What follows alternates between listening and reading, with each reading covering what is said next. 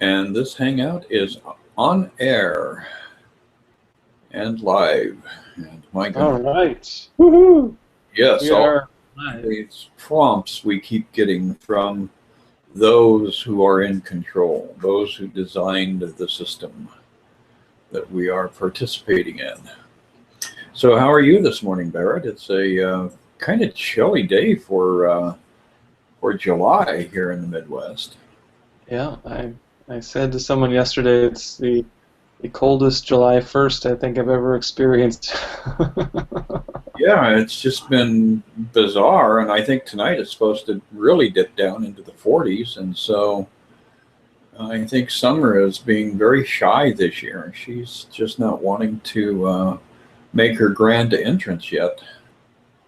That's true. Well, sometimes when there's a little coquettishness, it's more alluring. So maybe we're in for a really good show in a few weeks. I don't know. That has scary overtones too. August showing up with 30 days of 100-degree plus weather would not be a happy experience for those of us who Yeah, are in expectation of something different, and that's that's really a big part of what the course is all about. Is that it does help us to focus our expectations on the right things, and instead of expecting the things we fear, we are able to step out of that pattern and expect things that are healing and things that are resolutions to problems. So I think that's why the course is such an important journey for people, is that it gets us away from uh, snarling ourselves up in expectations of the worst outcome and then manifesting them. hmm And the truth of the matter is, there's always going to be good stuff here, and there's always going to be bad stuff. So if we are, setting our happiness, if we're hanging our happiness hat on that hook, then we're really hooked in, and you know, I think we don't have to do it that way. We can let our happiness be resting on something that is stable, is constant, is pure. Just yesterday, I was able to go and visit Amma, the hugging saint. She's here in Chicago for a few days, and I had a real kind of feeling, kind of during that whole experience of this constancy of love, and all the forms here in our life seem to shift and change. They come and they go. Again, there's good times, there's bad times. Um, But beyond that veil is a light that doesn't dim. Uh, there's a line in the Course that a cloud does not put out the sun. It might cover over the sun. We might not be able to see the sun, but the sun shines just as brightly. And so even with all the ups and downs in our lives, um, the light of God really shines just as brightly. And I think remembering that can help us get through some of the storms or cold summers, anyway. Well, exactly. And, one of the things about the course that it gives us the assurance of, and if you actually use the principles that the course is advocating, you will get the results that the course describes. But one of the things is that the bad situation that may be trying to manifest, or maybe in manifestation that you're in the midst of, in actual fact, if you will release your stranglehold on your fears and your expectations of a bad outcome, then what will happen is that the Holy Spirit or the Christ, or however you want to envision it, will use those circumstances for a transformed outcome that is um, the thing that heals all the wounds and resolves all the fears. So really, it's very vital for us to go back over and over again and work on releasing and turning over our struggles and our trials and tribulations, and allowing that uh, entire process to be vectored in the direction of a good outcome, rather than going down with the ship whenever it starts to, head in Arctic waters with the expectation of icebergs at the bow. I always thought that was kind of a strange sense of honor, that the captain is supposed to go down with the ship. Well, what? I don't know if that makes sense to me. So maybe that's kind of a metaphor for us, is as our ship is sinking in whatever way that seems to be showing up, that the captain can get on their lifeboat too. you know? Well, absolutely. And, again, that goes back to that idea of sacrifice. This world demands sacrifice. You got to sacrifice in order to, gain any kind of absolution. And then the absolution isn't enough. And ultimately, you're gonna go up like a pillar of flame in the night anyway. So, Yeah. sacrifice is not a process that I advocate. And if you go to a reader or a healer or somebody and they say, "Oh, you've got to sacrifice this and sacrifice that," I would say step back and think about it before you start clearing things out of your life. Sometimes it's good to get rid of stuff and ideas and beliefs, but not in a sacrificial way, but to recognize the nothingness of our attachment to those things, and then they vanish in their own due course. Exactly, because it can only be a sacrifice if we're giving up something of value. And I think a big part of our learning here is we learn that the things that we have been valuing don't really have that meaning that we've been giving them.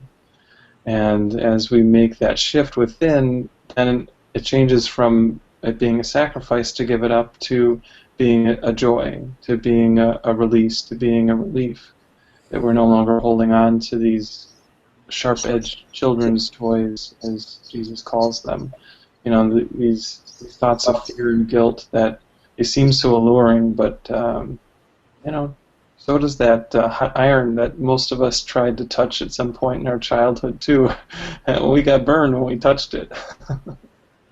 Yeah, and that's exactly the way it always works, is that because we are in a dualistic state of consciousness, everything that is desirable, everything that is appealing and beautiful and seductive is in fact veiled, or is a veil for something that is horrific and fearful. So that's just the way the process works. Any sense of duality sprang from that idea of separation from God. And so you can't move in any direction in this realm without encountering a coin that has two sides to it. Yeah, I think that fits pretty good with something I wanted to share today from the course, and that's the beginning of Lesson 8 in the workbook. The title of Lesson 8 is "My Mind is Preoccupied with Past Thoughts." He goes on to say, "This idea is, of course, the reason why you see only the past. No one really sees anything. He sees only his thoughts projected outward."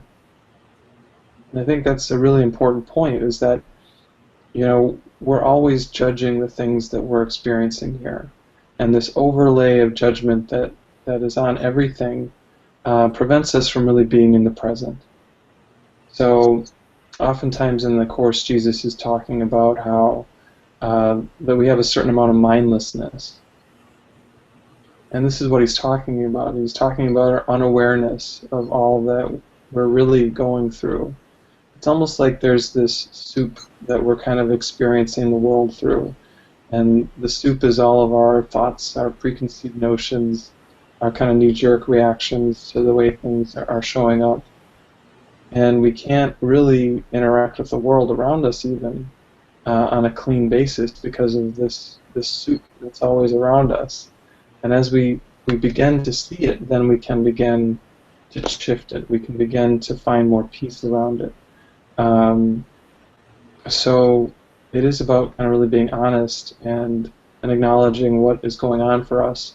And then once we can do that, then we can start to clear that soup out of the way and have true vision. So he goes on to say, the mind's preoccupation with the past is the cause of the misconception about time from which your seeing suffers. Your mind cannot grasp the present, which is the only time there is. It therefore cannot understand time, and cannot, in fact, understand anything. And then the next paragraph starts, the one wholly true thought one can hold about the past is that it is not here. So we're always kind of holding on to what is not here. We're always reinforcing this idea that what has happened is the truth. And a big part of our work with forgiveness is to start to realize that our thoughts about the past are not really the truth. And that we can start to let go of them, which frees us to experience that eternal always, that holy instant that is only ever present in this moment. And it's interesting how we have created a process, a phenomenon that so completely and utterly entrenches us in limitation. Because, you know, as we look at the physical body, we see with sight. The eyes are our access process to the world around us, which means we see a tiny sliver of what we believe is the world. You know, and all of the physical senses, when you really look at them honestly, are ways of limiting us, not of allowing us to gain access to totality. So within that, all the imagined experiences you've had that were written on this process of time, written on this river of time, is all that the body's capable of seeing. So when you're looking at a wall or a blade of grass or whatever, you are in fact seeing the past, and you're believing the testimony of the physical senses.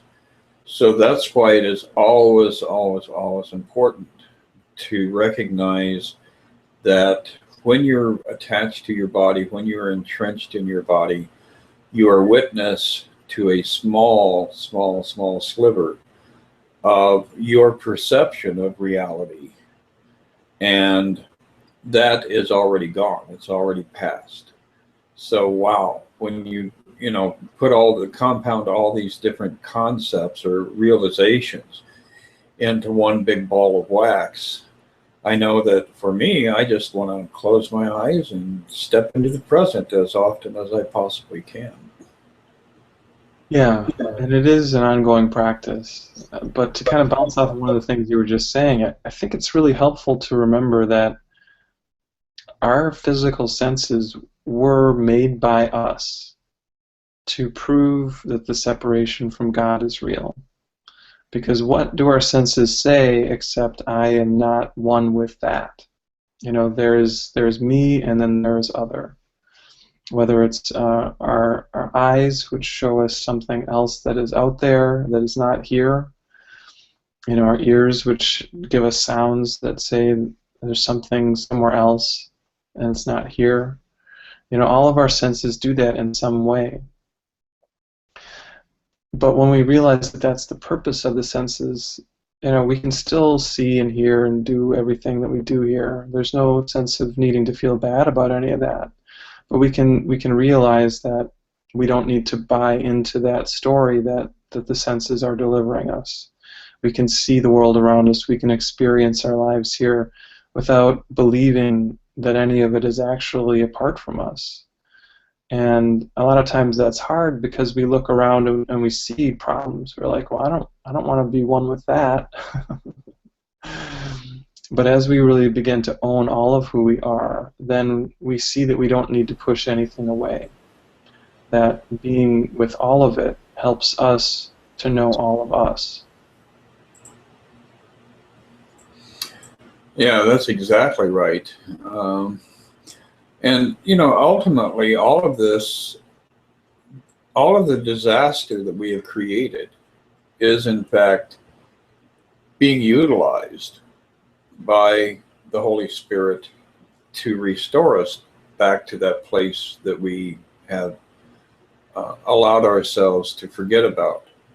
And really, as you move deeper and deeper into the course, you begin to realize that every step you take, every lesson you learn, every moment you spend in that meditative state is actually the most important part of your life.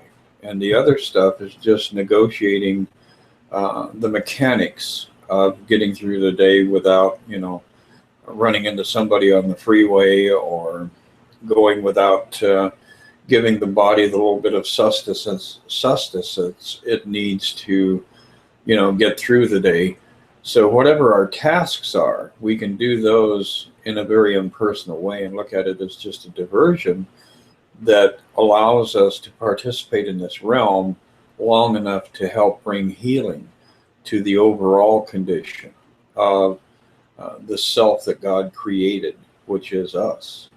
And that's the most amazing part of it, is growing in that realization of who we actually are and beginning to recognize our magnificence being reflected back to us from a world that is tainted with a lot of um, frustration and brokenness and all the horrors that appear to exist in the human experience. So really, it all is so composite. It all is such a one process, one journey, one life, one experience, and allowing ourselves to indulge and to protect this darker realm is probably the silliest thing we could possibly do, because it just slows the journey down, and it causes us to feel that emptiness that comes from the imagination's projection of we are separate. Yeah.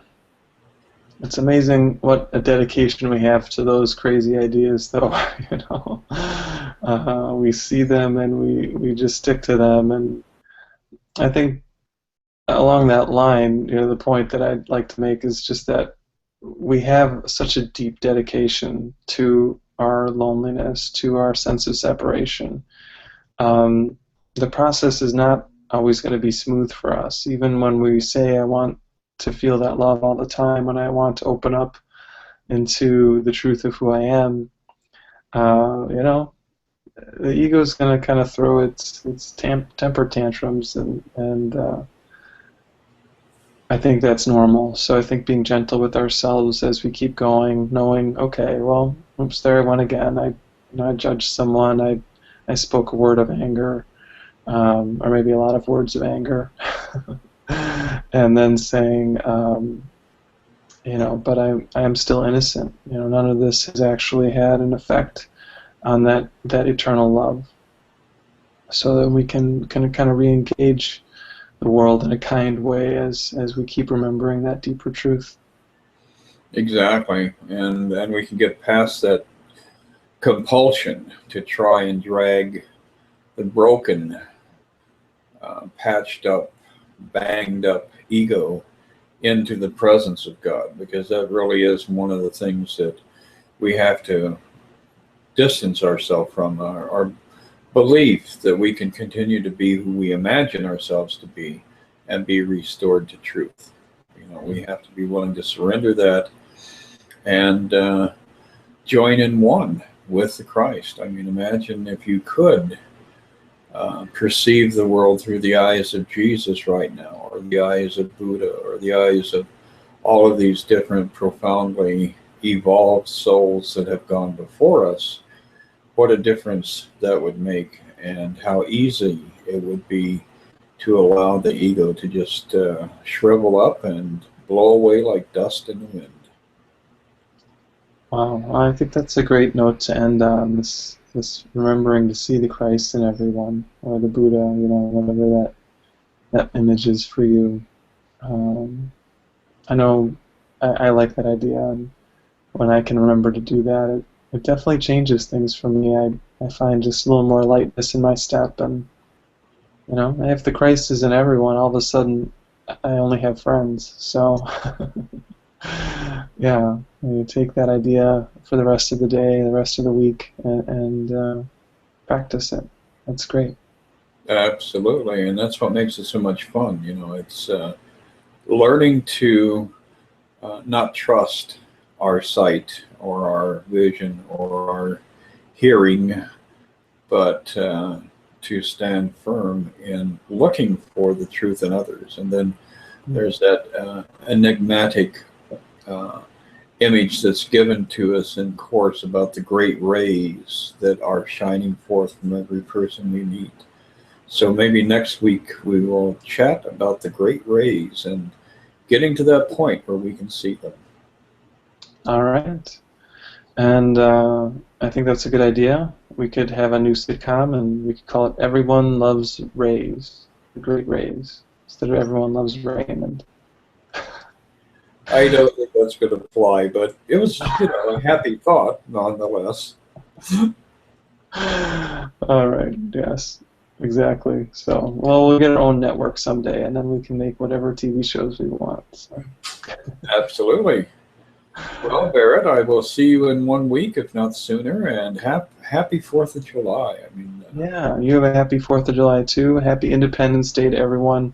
Let it be an independence from fear, an independence from loneliness, independence from guilt, and a real dependence on that Christ within, to know that we can always rely on that. So, deep blessings to everyone, and this has really been great connecting with you, Chris. yes, it was a wonderful chat, and we'll do it again in 7 days or less. Bye. Bye.